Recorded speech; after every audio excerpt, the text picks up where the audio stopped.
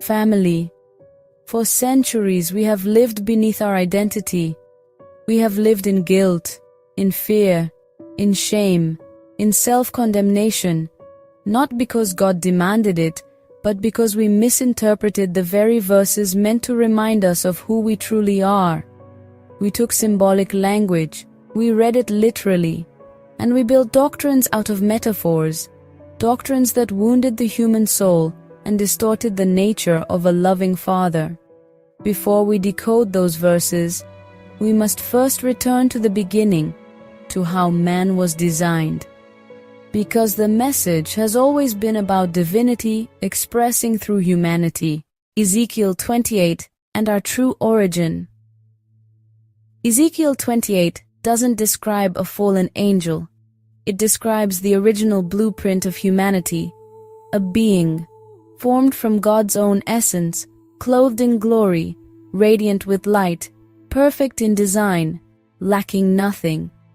This is the same identity hidden in Genesis 1. We were not molded from clay, we were spoken into being.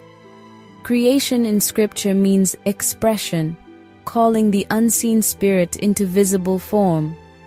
Let us make man in our image and likeness. Was God calling you out of himself? Before you ever entered a body, you existed as spirit, a spark of God's own being. Genesis 1 is the birth of your spirit. Genesis 2 is the formation of your soul, a dwelling place for the spirit to express through. This is why Scripture says, man became a living soul, not a living body. Your soul is the mirror of your spirit. Eden was not a geographical garden, it was a state of pure consciousness, a state where spirit and soul flowed in perfect union. Heaven and earth in Genesis 1 is not sky and soil, it's spirit and soul united as one being. This is the very good God rested in, because nothing more needed to be added. Genesis 3. Forgetfulness, not fall. Everything in Genesis 3 happened not in a physical garden, but in the realm of consciousness. The trees, the animals, the serpent. These were symbols, spiritual metaphors. Adam and Eve were not two separate people. Genesis 5:2 says, "Male and female created he them, and called their name Adam." One being, one consciousness, spirit and soul in union. The serpent was not a literal snake, it was the ego, the whisper that says, "You can exist outside of God, interpret the word without the spirit, live without divine awareness." This is exactly what religion does today. Do not eat from the tree meant, do not interpret my word literally. Do not separate spirit from meaning. Do not strip revelation into doctrine. And you shall surely die meant, you will fall asleep.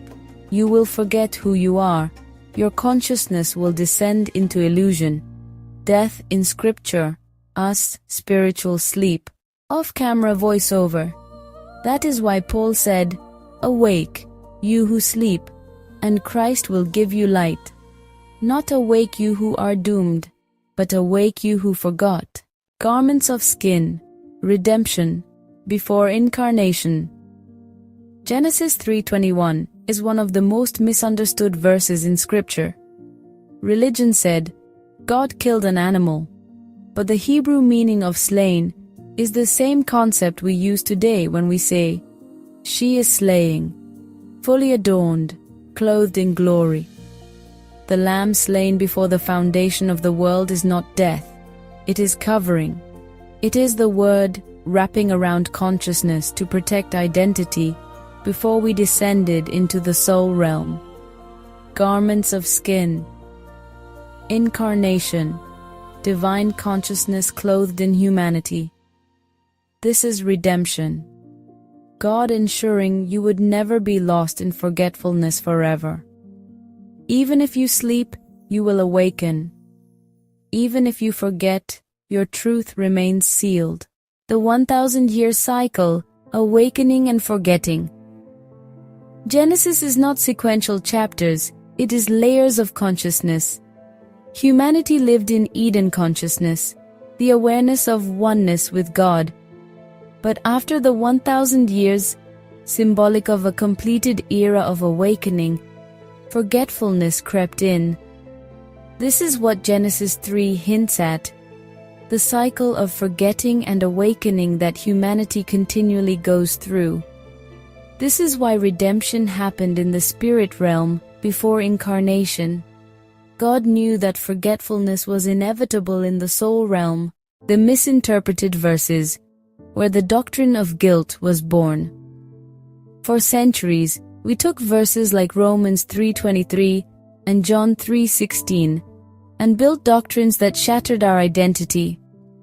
Romans 3:23, all have sinned and come short of the glory of God. Sinned here means forgotten, missed the mark of your divine identity, fallen short of the awareness of who you are. The glory is not approval or morality. The glory is God Himself. You came out of glory. You are glory.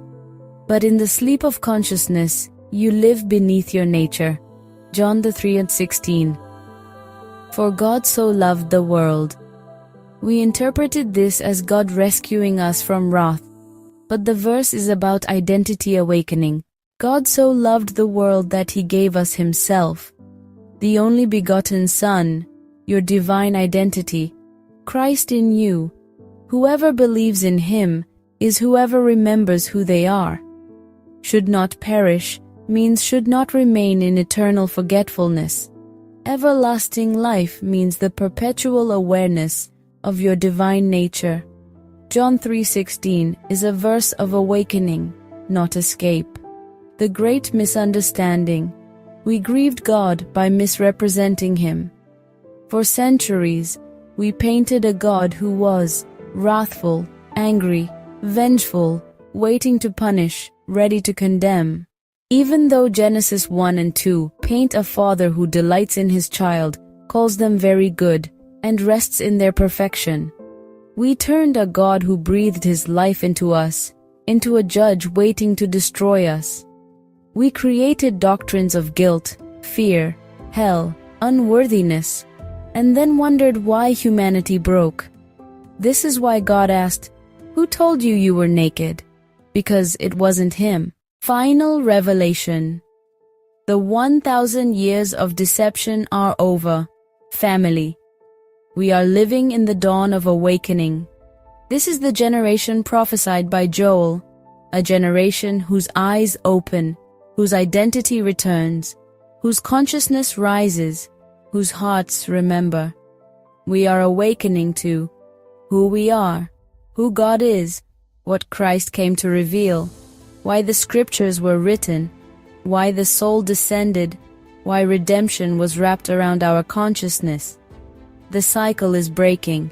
The beast of deception, religion, is losing its grip. Just like Revelation says, the fire of truth is burning again, not to destroy, but to awaken. Family. The 1,000 years of forgetting are over. The age of revelation has begun, and God is being seen again as He truly is. Love, light, oneness, Father.